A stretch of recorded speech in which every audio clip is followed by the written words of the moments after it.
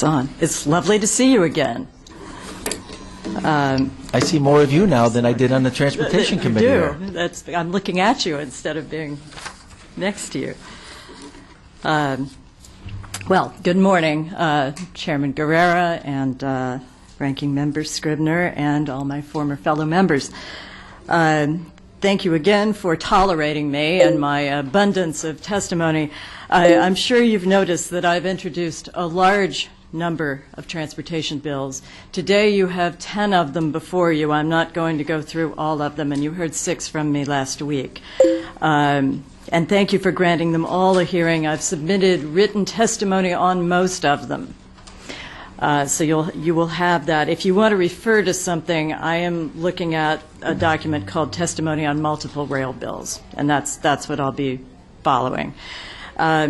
I do have clear objectives in introducing the sheer quantity of bills that I introduced. And what I'm going to do is go through those objectives for you. Some of them resemble some of the ones that I introduced last time, but there are some new ones, new subjects as well, and probably more of those than old ones. Before I go into that, I do want to say one thing. As you look at all of these concepts, it may be tempting to interpret my intent as being critical of the DOT and its policies, and on the contrary, absolutely not. In fact, I want to take the opportunity to compliment Commissioner Redeker on his work. I've worked with him now for several years, and he's always been a highly cooperative and effective partner.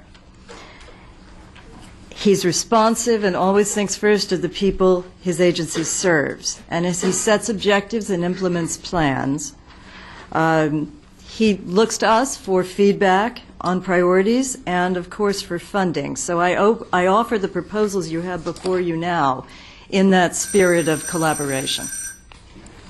The bills I've introduced all concern mass transit and chiefly rail. They fall into 3 major categories, each defined by a guiding principle or objective, and here they are.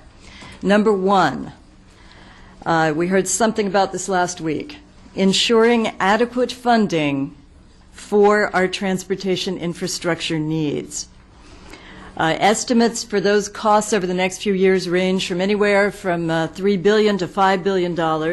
And while there's currently a lot of discussion about seeking new sources of revenue, I believe our first step has to be ensuring that the revenues we already collect from fares and from the gas tax and other sources go into the Special Transportation Fund and stay there to be used for transportation purposes only.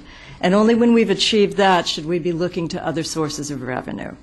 The second objective is prioritizing rail investments where demand already exists and where, therefore, an immediate return on investment is highly likely. That's why I've focused so much on the Danbury branch line and so many of the bills that I've introduced.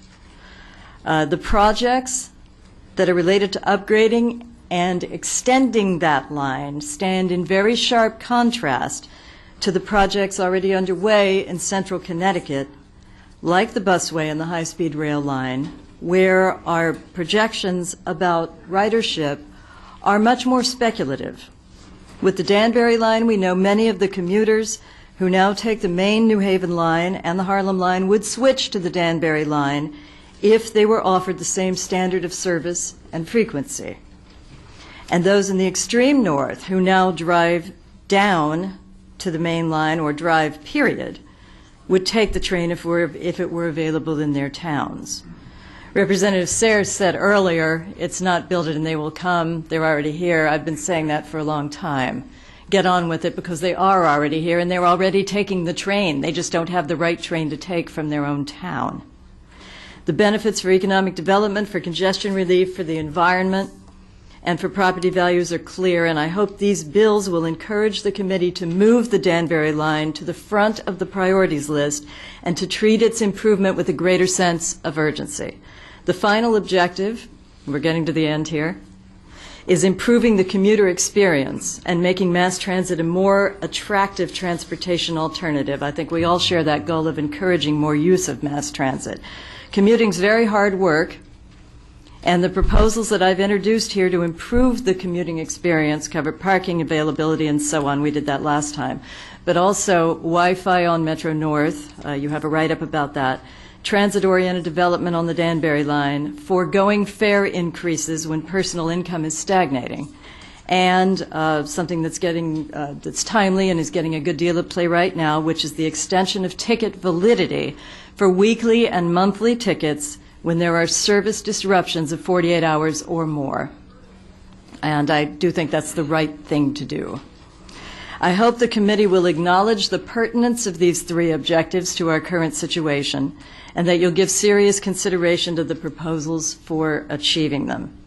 And I'll just end saying that as ranking member of the Appropriations Subcommittee on Transportation, I look forward to partnering with this committee to make sure that financial decisions reflect sound transportation policy. Thank you very much for your attention. Thank you. In the absence